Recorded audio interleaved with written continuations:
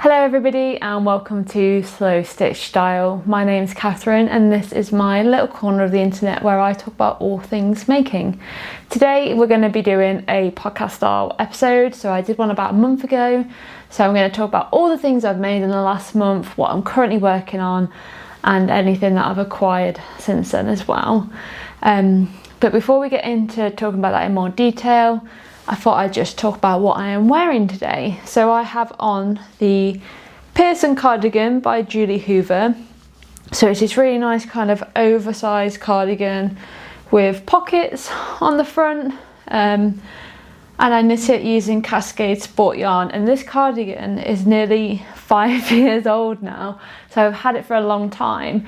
And I'll say it's one of my sort of like older knits that I actually still like and still will wear. There are a lot of things that I knit in my sort of early days of getting back into knitting as a young sort of 20-year-old that now I don't actually wear those garments, and I was trying to find my style I think a lot of the time, but this one was a solid one. And underneath that I have on the Coco top from Tilly and the Buttons, so you can make it in a dress or a top. The one I've got on is long sleeve, and it's fine. Again, it's kind of one of the earlier makes that I did when I started getting back into sewing. I do get a little bit of gaping around the top. I probably should just alter the pattern to try and take some of that out, but again, I was like quite inexperienced when I was doing that. So yeah, so that's that with that one. But let's get into what I've made since the last podcast. When I did the last podcast episode, I said that what I made in September might be quite a lot due to being on holiday, you know, and normally working full time. But actually when I sat down to write what I've made since the last episode, it is quite a lot of stuff. And I think that's because we're getting into that time of year now where it's a lot darker and colder, and all we want to do is, well, all I want to do is stay home in the evenings and get cozy and knit or make stuff. And at the weekends I kind of just want to go for one nice sort of autumnal walk if the weather allows and it's not too miserable, and then just get making.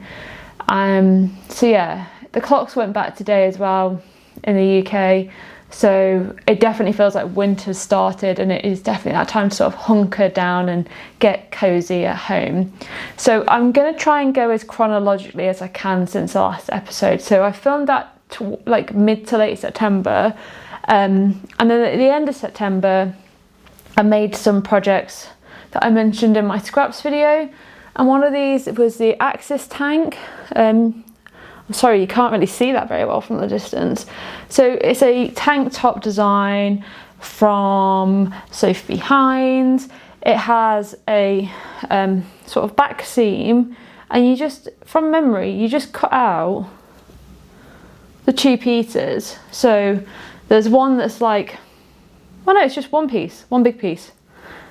And then you just sew it at the shoulders and sew it at the back. It did say in the pattern to not use like a cotton jersey, and I did because I was just trying to test this, and then I didn't use elastic around the neck or the armholes. I just used some of the actual fabric itself, and it's not fantastic, and there's probably, you know, there's a reason why she said don't use cotton jersey, and I've used it and now I see why. When I popped it on, I don't know if you'll be able to tell, hopefully I won't hit the microphone too much. When I had it on, it just sat really strangely on me and like really deep in the underarm. And I also realised that I'd done the high neck version, which isn't that practical to wear under stuff. So I was making this with the intention of it being like a bra, but I think I'm going to have to do a little bit more experimentation to make that work. But I am happy that I made it, because I do have a goal this year that I should have made every pattern I have at least once. So I think I'm like down to 4 or 5 patterns now that I haven't yet made. So that was the first thing that I finished since the last episode.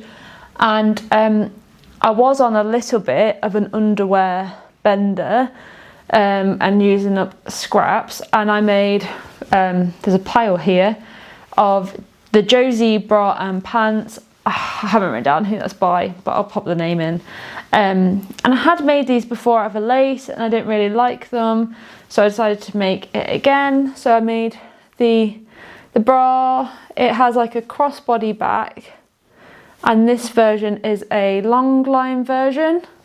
So at the bottom of the bra it's just a big piece of jersey, and then I also made another one in a short line at the bottom of the bra, but then that has a like hook and eye or a bra closure on the back as well to hold it tight.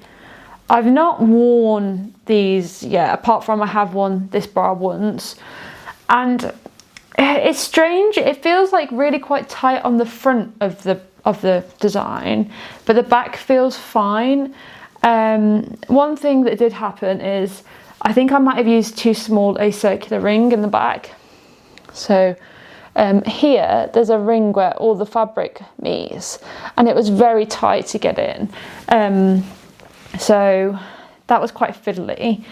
But overall the bras were quite simple to make, and what was good about making this and the pants was that I got to use loads of elastics up, and they've just been sitting in my stash for ages, and also using up some of my white jersey that wasn't, like, they weren't big enough pieces to make a t-shirt. So yeah, happy with that. So you can see I had a hopefully that'll focus. This one, they're both like picots, but that's like a much more delicate one, so I use those.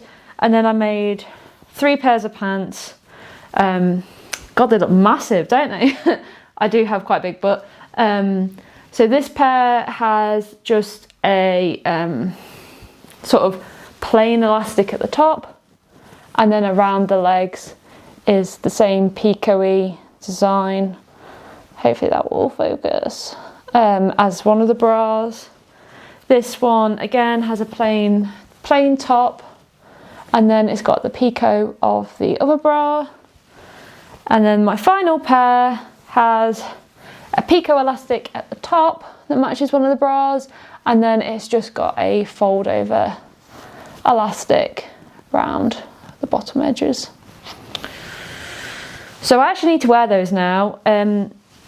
And I finished those in late September, and the only reason I've not really worn them is because I'd left them on my sewing table and then just kept forgetting to take them into the bedroom so that I could actually wear them. So yeah, quite a lot of underwear. That was like all made in a day, and it was a bit of like I was on a hyper focus and just wanted to get stuff done, because it actually did take quite a bit of time doing everything, and I was just sort of batch sewing, which I do enjoy, but yeah, it took its time. So I made those in September, and then I sort of felt really quite inspired to use up some other fabrics. So I had some energy to cut some new projects out, and one of those was a pair of pyjama bottoms. And I used a pattern from Lisette, which is like a strange brand that I've never heard of. And my mum brought me them one Christmas because I asked her to stop buying me pyjamas at Christmas, and instead I asked her to just get me a pattern.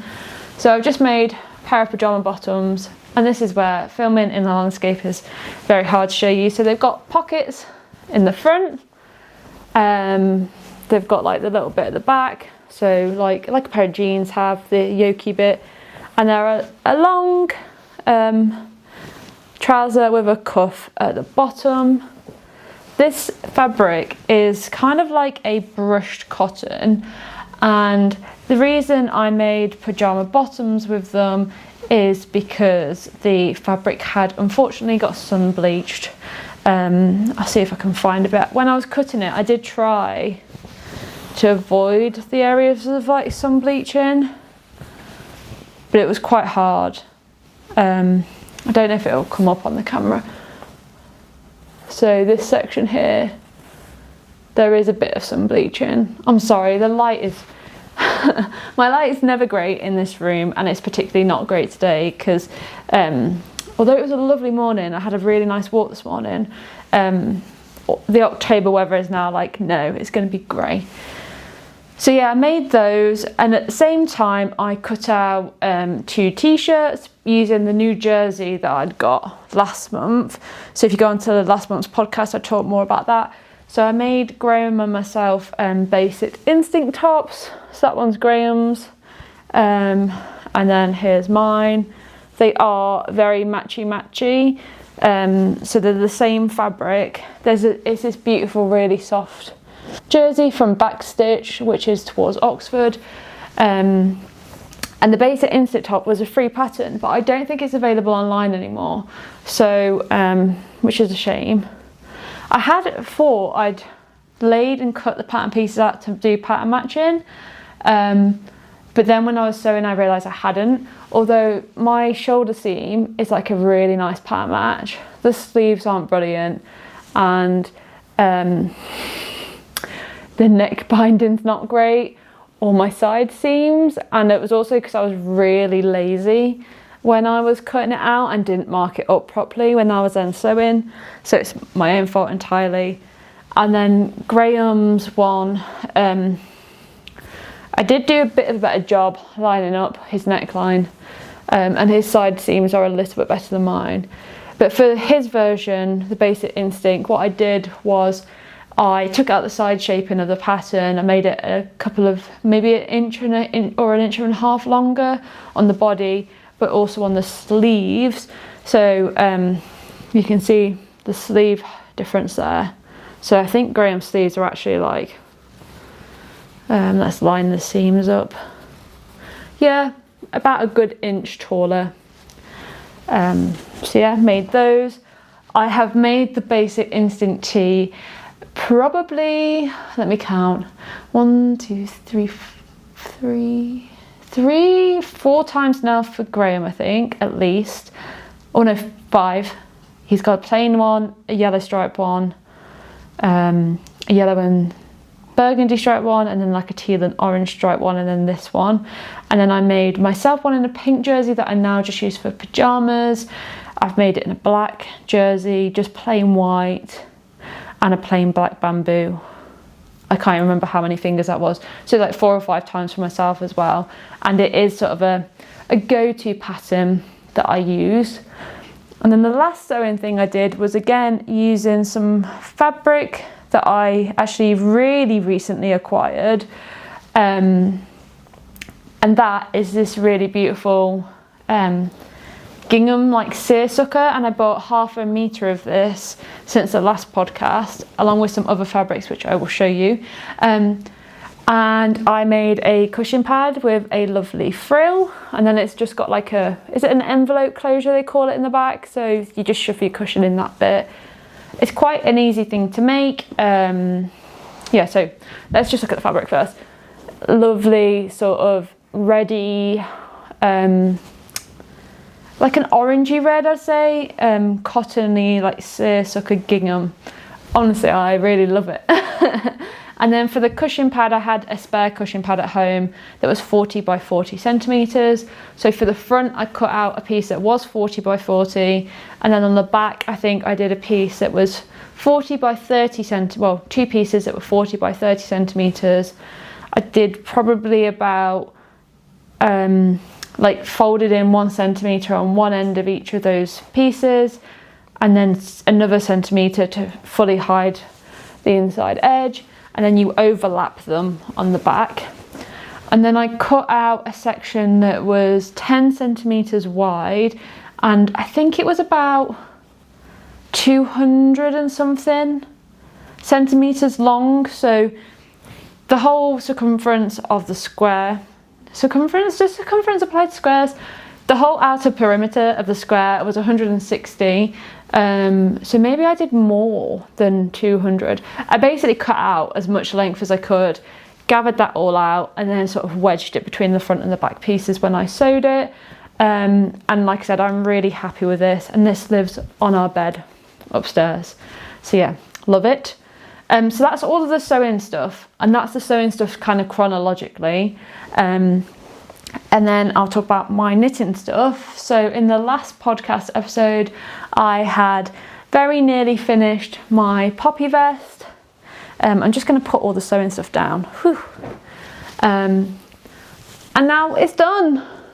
Yay! Yay! I'm very happy with it. Well, yeah. I really love it. The colourwork's lovely. It fits nicely-ish. The bottom corrugated rib is a little bit tight over my hips. And also the length here is a little bit longer than I would like. And I've only managed to wear it once since I finished making it, and I haven't got photos of that yet. So yeah, I think I need to figure out a little bit more about how I want to style this and wear this. So yeah, it's the Poppy Vest by Mary Ann Stevens. It's a beautiful colourwork design that you work in the round and then stick the neckline and the shoulder seams, and then pick up and do this rib pattern. And it is actually my first time doing this sort of, I've heard it called corrugated ribbing, or I'm just going to call it like a colourwork ribbing. So did learn something new. First time I've sticked a vest like this, where then you do the sort of V-neck. I've done steeking before, but that was only really where the shoulder seams were on a design. So yeah, really love it, really love the colours. I think it's really beautiful, and just need to figure out how to integrate it in. Also, there's something about it that's like, maybe I'll wear it a lot in November because it's poppy season. I know it's like a different poppy and that's all for remembrance and everything, but yeah, I was like, maybe in November I'll try and integrate that in, and I might just have a play with what I have in my wardrobe and see how I can style it as well. And then the other finished knitting project that I have is another sort of floral thing, and I have finished a pair of socks. So these are Tiptoe Through the Tulip socks. Again, I'll write the pattern designer's name down because I have forgotten. If any of you have watched my shorts, you'll see that I started knitting these and then realised that my tension was really all over the shop, so I had to pull them all back and then start again on 82 stitches. So normally I do like 70 something, 72, but I was knitting quite tight when I was doing the colour work, and I was also using a small circular needle, which was new for me. I didn't do the short row heel like it asked. I put in a lifeline and then went back to it because I wasn't sure which colour I'd have enough yarn for, and in the end I decided just to go for the pink John Arbon yarn for the heel, because I think it just pulls the pink out, makes it a bit more interesting. There definitely wasn't enough of the base colour, which is a Coopey, Socks yarn by Coop Knits. When I cast them off and before I'd done the heel, I was a bit worried about the length, but when I've tried them on, they fit really nice. I'm still not 100% sure that I love afterthought heels or short row heels, and the reason I struggle with them more is because I just feel like I always get like a slight gap when I pick up the stitches. I'm probably being really fussy here, but I'll see if I can show you. Like there, I just feel like it doesn't look great in a way that when I do a gusset, heel flap and gusset do. But I do really love these. I think maybe they were a bit of a more of a springtimey sock, but they have got me back into sock knitting, and I did a video for Socktober and that went down really, really well. I'm like amazed at how many people have watched that video. It's crazy. And loads of people recommending sock patterns to me, so I think next year I might set myself some more sock knitting challenges, and I have sort of caught the socks bug and I'm working on some as well. But that concludes all of the things that I've made sort of over the last month or so. So now we'll talk about what I'm currently working on. Whilst we're on socks, one of the works in progress that I have are a pair of sort of Christmassy socks, and these started out as a gift for my dad's partner for Christmas, But we'll talk about acquisitions later and some change of plans, because I started knitting these. Will it focus on the socks rather than my face? Maybe. I started knitting these, and then I decided I really liked them, and I think I want them for me. So they are, I'm not going to say they're entirely self-drafted, so I'm using a pattern from Rachel Coopey. I think I showed this in my sock share. It's a Hanna sock, which was a supplement in an episode of the Knitter issue of the Knitter, which is a knitting magazine, issue 131. This was like a pull-out bit, and I used that sock as the base for my stitch counts, and then I designed a Colourwork pattern using motifs from the Festive Yoke pullover that I'd done, but that's in a 10 stitch count pattern repeat, and I needed a 12, so I modified that for those. So it's using a Rachel Coopey socks, yarn again, in this really gorgeous like bluey colour. I talked about this I think in my last podcast, so if you want to know the name of the sock yarn, I'll pop it below as well. I'll go into the last video. So yeah, it's just really, really lovely. And then I use some of my Earth yarns scraps for the Colourwork bit, and then I pulled in a bit of the, gosh, the light is so bad. I pulled in a bit of the Earth yarns at the bottom as well, just to make it feel a little bit more joined together. And I whipped these up really fast. After getting through the Colourwork, it's just lots of sort of knitting around, working the heel, flap and gusset, and then yeah, just lots of knitting around until the toes. And then here's the second one, currently working on the heel flap. Somehow I'd managed, I think, to knit some stitches together, because I got to one bit and I was like, I've only got 34 stitches for my heel and I should have had 36, so I had to like pull it back again and re-knit it. 1, 2, 3, 4, 5, 6, 7, 8, 9, 10, 11, 12, 13, 14. So I've only got a couple of more rows on that, and then that will be done. And oh look, here's the little chart just on a piece of paper. I had designed it on like a pixel app on my phone. I don't know what the pixel app was. And then one thing I really don't like having to have my phone on me all the time with knitting, and especially like Colourwork things. Although Graham said I confused him, because the black in the Colourwork chart is actually the white of the sock, and he was like, wouldn't it make more sense to do it the other way, where the dark colour is your background? But I always think as the black sections are where the contrast colour is, so I don't do it by the colour, I do it by knowing that that's the contrast. So yeah, hopefully that makes sense. On the back's just some notes from another podcast episode.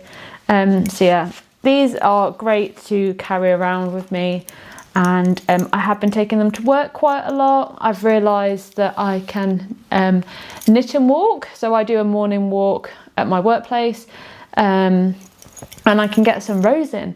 And then it's also quite nice at lunch, like if I'm heating something up in the microwave, I can just get a couple of rounds in, or if I have a little bit of time while we're chatting after eating, I can work on some knitting as well. And I think that's kind of like, I'd love to always have like a small sock project on, because it is just so portable and you can carry it around. And then in terms of other knitting projects, so I mentioned in my last video that I'm working on a jumper for Graham, and I hadn't made any progress because before I'd stolen the needles to work on my poppy vest. So I have reattached it. I've reattached the needles onto the jumper, but I don't think I've necessarily done anything. So yeah, that's not got any further. So they're the two projects that I have in my knitting basket. And then I have a few things in my sewing tub. Again, there's a project here, which are, oh, it's the trousers. I'm actually wearing these trousers. The Simplicity S8956 trousers. So I've got a pair cut out. The pair I'm wearing at the moment are like this view, and I want to make the B view where it doesn't have the sort of detail on the waistline. I've got them cut out in a navy in here, and I've not done anything else since the last episode with those. So I probably should get them sewn.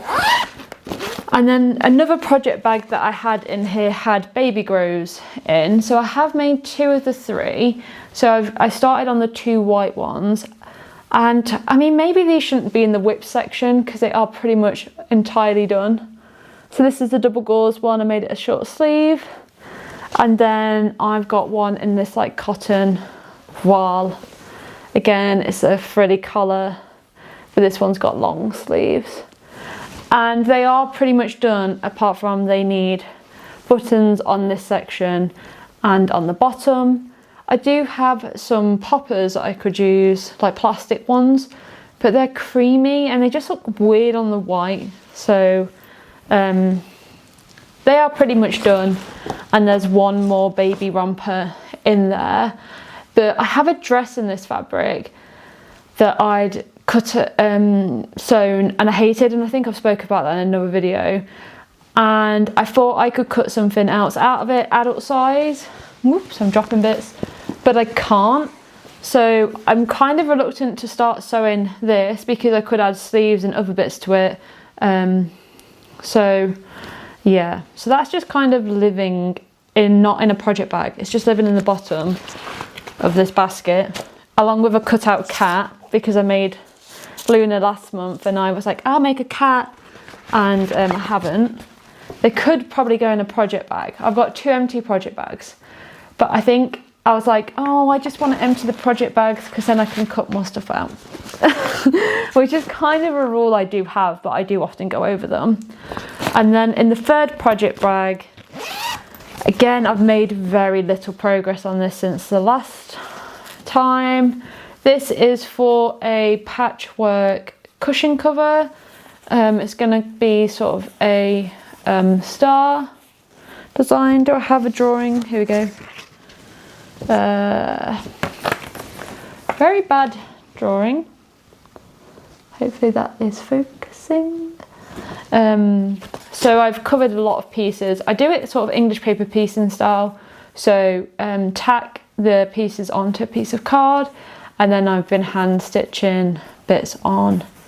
And I slowed down with this, I think, because after making the quilt for like the last year, I think I just got a bit bored, and I swapped some cushions around in the house and brought down one from upstairs to sit on this rocking chair, and we have 2 on the sofa, and I was kind of like, I don't know if I really want this, but I think I'll finish one side of it at least.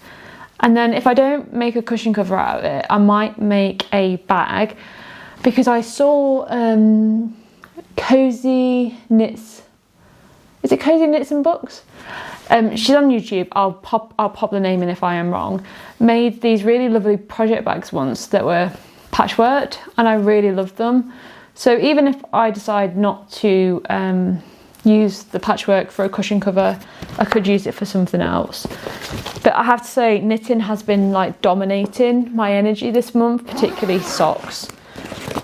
So yeah, so that's the current whips. So I feel like not that much really compared to in previous videos, but I'm glad that I've like the things that I've made, lots of scrap projects are done, and then doing lots of scrap projects as well with the whips, and some of those should be finished soon whenever I next order buttons. So yeah, so that's the sewing whip basket sorted as well.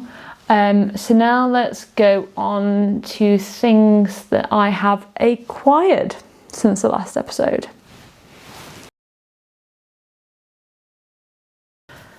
I was really keen when I started doing videos that I wouldn't become one of those people that like every time they do a podcast, they've got loads and loads of new stuff.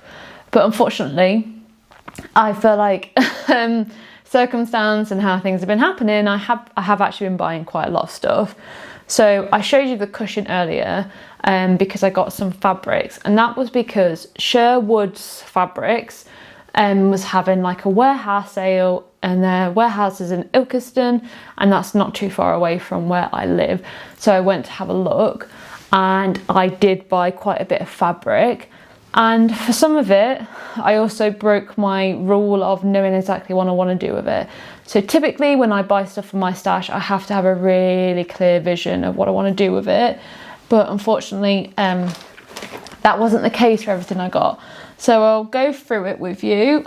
And yeah, so this was the stack, oh my gosh, that I came out with. So there's 1, 2, 3, 4, 5 lengths of fabric here. And let's go through them. So this on top is an Oxford stripe fabric. So I should say Sherwood Fabrics sells like dead stocks and designer fabrics as well. And this, after buying stuff, I went on their website to try and find it when I was adding it into Stash Hub.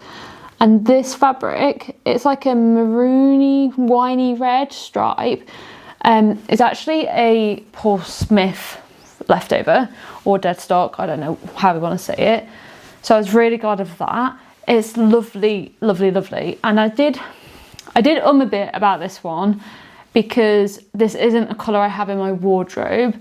But if you watch my style video, you will know that I have been trying to expand, and I do have a colour palette, and this kind of fits into that like plummy pinky purple colours that I really like. And I got 2 meters because that is enough to make a shirt. So whether I make the Leo shirt with this by Bella Loves Patterns, or the more recent shirt that I purchased from Backstitc, I've yet to decide really. So that is one of the fabrics, and it kind of matched the red gingham as well. So yeah, got 2 meters of this, I got ½ meter of the gingham to make a cushion, and then I also bought some more stripy fabric, and I also got 2 meters of this. So this is a blue and white, I think it's a cotton. I mean, this is the other thing, I wasn't looking entirely at things. It's like a woven stripe. It might even be like linen-y. It's really lovely. And I bought this with a pattern in mind. So I'm just looking at my notes, and I've written this one. It's the Fibre Moo pattern, which has a Paulette blouse. And again, in my style video, I showed my style mood board, and there's features on it. And it has, it's made in a blue and white striped fabric. And I just feel like this has a really nice drape to it and would fit that really well because it's quite a loosely woven fabric, and it's honestly beautiful. And when I was in the shop, I was drawn to loads of striped cottons, and I felt quite bad about it. And Graham was like, yeah, but you know you're going to wear them. And I know in my wardrobe I have a lack of long sleeve shirts. So yeah, bought this with a pattern in mind as well. So that's the score. And then the next 2 were just like remnant pieces I had, and I just bought them because, yeah. So there's 1.4 meters of this gingham. It's a really nice pale blue gingham. It's quite a small check as well. I'm hoping that's coming up in the video. I don't know what I'm going to do with this. I already have a gingham Gilbert top, so I'm like, I shouldn't do another one of those, but I will use it for something. It's really lovely. So yeah, probably a little bit of a naughty buy really on that account. And then I have another stripe fabric. So this is like a cream, I don't know what the weave of this is. It's really tightly woven. So anyway, it's this cream fabric with like these really fine black pinstripes, I'm guessing. It looks black from here. They're really dark, but like the pinstripes are like dotted. And there's a meter and a bit of this, although part of it has like it was cut and then someone's like stitched it back with a red thread, but I kind of love that. I mean, I probably won't keep that in the garment that I make. The reason I got this is because it's like I just like it. And I'd seen something very similar to this in Toast in Oxford, where they had like this similar colour striped shirt with like a black small cuff, and I really loved the combination. So part of me wants to make a little shirt, but maybe with like a black, like a no collar, but the collar stand. But I don't know if I can make that short sleeved. Or I can make that new blouse pattern that I got, shirt pattern, and then make the necktie in a black and the collar in a black, and then have black buttons. Yeah, maybe that's an idea. I've got a picture of the Toast thing that I can hopefully show. And I should have realised, sorry, when I was talking about stuff that I made, I did a crochet project. I don't know why that's now tangented into my brain, because someone at work had been given a gift like crochet box to make a puffer fish, and she tried to do it but couldn't. It reminded me of my mum actually, because my mum's like, I can crochet, but as soon as you give me a crochet pattern I don't understand. So I'll pop a picture of the puffer fish in, and I should say I'm no crocheter, so I made it for her and then gave it back to her because I didn't want it. So she gave me the kit originally, like, you can have it, but I was like, well, I'll make it for you and then give it back. So that was something else that I made. Maybe it's because I'm thinking of pictures on my phone. But yeah, anyway, so with this cream stripe I want to make a blouse. But yes, so I don't know what the fabric is. Like I mentioned, it's really quite a tight weave, but it also has like a bit of like when it came out of the wash, it felt a little bit weird, and it just feels a bit like, yeah, heavy.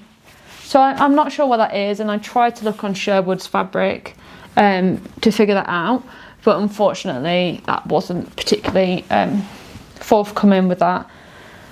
But one thing I did find on their website was the maker and brand of this big hunk of wool that I got.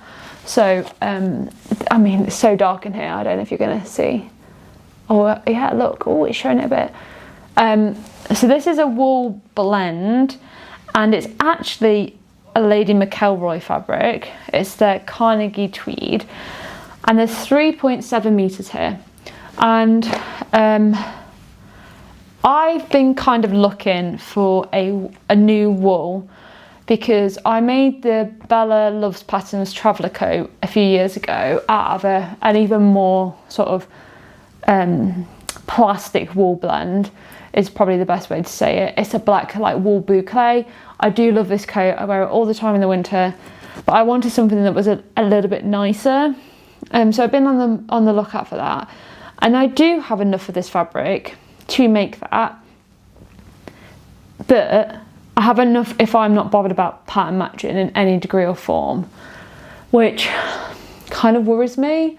And like, the black coat's fine and it's working, and you know, I've also recently made the September coat as well, so I now have 2 long coats. So the traveller coat's like a really cold weather big coat, and then the September coat is like much more autumnal, but it's like a long coat still. So both of them are coming down like onto my shins. And I thought that actually maybe this wool would be better off becoming like a shorter coat. So one that's either sort of hits my high hip or hits like my upper leg. I don't want it to end just on my widest hip point, because my hips are my widest point, and I'm worried that would make me look unbalanced. So Bella Loves Patterns has, so yeah, there are a few coats that I've been looking at on the fold line. So one is another Bella Loves Patterns coat, and that's called the Kaya. I hope I'm saying that right, coat. And it's got this lovely sort of curved collar, button at the front, and I really like the detail on the sleeves. So that was one of them. And then there's also the Namaste coat, which has a hood, which I really like. And I should say actually, Bella Loves Patterns has a coat that has a scarf integrated into it, which I love those coat scarf combos, but that's for a double-faced material where I think it can be sort of quite reversible, so that wasn't an option. But yeah, the Namaste coat has a hood, and I just thought, that'd be quite nice, because you know, if you forget your hat and it does get cold, you at least have something to shield your like top half. And my ears have been already, in some of the cold weather we've been having, the cold mornings, have been hurting a little bit, so that's an option. And then the other two coats that I've seen are kind of on the same vibe, and when I was looking at the fold line, there was another coat like this called, and it was a pea coat style. I don't know if I feel like it is, but one is the Fibre Mood, oh gosh, I'm trying to read my notes from so far away. Fibre Mood Adria coat, and it's basically like a tailored jacket, but it's more cropped. And again, that one has a really nice sleeve detail, which I like. Or there's one from Butterick, and that's the 87007 jacket, and I also really like that, and I'll put some pictures in here. So what was originally going to be a traveller coat, I think may become a more cropped coat, and then we'll see how that goes. And I think then pattern matching would be a lot easier, and anything I have left, well, I don't know what I'd do with it then. So yes, I pre-washed all my other fabrics. I haven't pre-washed this wool. I can't remember the blend, but it is like a very high percentage of wool and then a bit of polyamide, I think, or something like that. So I don't want to wash it, but I can't remember what I did with the fabric for the Bella Loves Patterns coat, whether I steamed it. So I think I might steam it as a way of just making sure that it has an opportunity to do any shrinkage that it wants to do before I start cutting out the pattern and making something with it. But yeah, I really love this fabric. So it's kind of a grey background with like a navy going through it, and then I don't even know how to describe. It's like a browny colour, the other colour. Like I said, hopefully, yeah, it's a bit darker than that in real life when the light's on it. You can see the pattern though. So I think that's going to be a really beautiful coat. And as I said, it was 3.7 meters, and it cost me £50, which some of you might be like, oh my God, extortionate. But I think that's a really good deal. And this was the thing that Sherwoods, there was a lot of really good deals, and that's why I did end up buying so much fabric. But that wool is taking up so much space in my fabric stash, so I kind of want to figure out what I'm doing with it soon, because like my cubby hole that I keep all my fabric in is now like bursting. So yeah. And then with sewing, another acquisition I got was a new pattern. So we were looking in the charity shop yesterday near where I live. I always have a look in the jigsaw section because I love jigsaws, and I've got a couple of jigsaws actually as well, and then I always look in the craft section as well, along with, you know, I do look at the clothes. I don't tend to buy anything. I'm always on the lookout for good shoes as well. But in the craft section I came across this pattern. So it's the McCall's M7574, and it's for a jersey t-shirt. Hopefully that's focusing. It's got a raglan sleeve design, and you can either do a short version with really short like cap sleeves, a long sleeve version, or like a dress version that has slightly longer sleeves. There's a version where it's like between the dress and a t-shirt, which I probably won't make, but I think I could combine these and make something really interesting. I love raglan sleeves, and I've been wanting to make a raglan for a while. So when I saw this, the pattern's uncut, and it was £1. I knew that I should get it.